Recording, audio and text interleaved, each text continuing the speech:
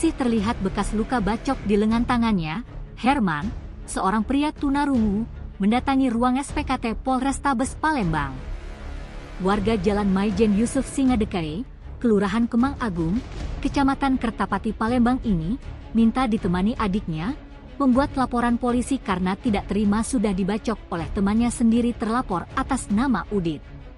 Melalui adiknya bernama Sartika, mengatakan peristiwa kejadian yang dialami kakaknya terjadi di Jalan Ahmad Yani, Gang Sila Beranti, Kecamatan Jakabaring, Palembang, pada Rabu 12 Februari 2025 lalu.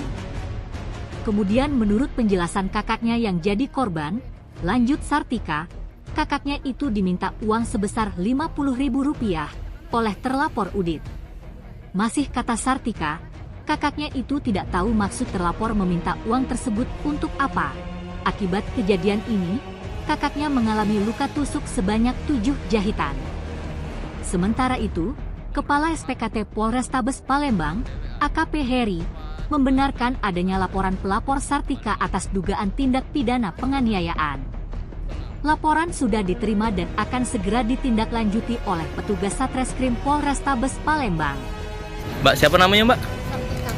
Cerita Mbak, kita ngelapor apa di sini, Mbak? Lapor ke kakak aku nih, bahwa dia dulu dikejar sama kawan dia gawe.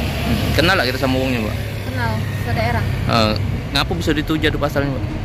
Kata yang di lokasi kejadian itu katanya nagih duit. Nah, ya kata kakak aku nih kaget saya itu apa belum ada macam mana nggak tahu gitu kan. Nah datang si budak itu tadi pas mobil kena berangkat, iyalah dia tadi ini nerjang ke bahu kakak aku nih. Nah sudah nerjang ke bahu, iyalah dia tadi langsung ngejar, langsung lari. Duit apa itu, Mbak? Duit buruan. Duit buruan, lagi duit buruan berarti ya? Wong berapa pelakunya? Dewean.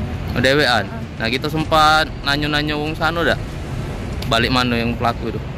Tahu, kenal sama pelaku. Kenal. Tunjuk. Ya, oh, sudah kita berobat sudah ya? Sudah. Kejadiannya kapan, Kak? Hari Rabu pagi. Hari Rabu pagi ya. Tim Liputan Sumsel Update TV melaporkan.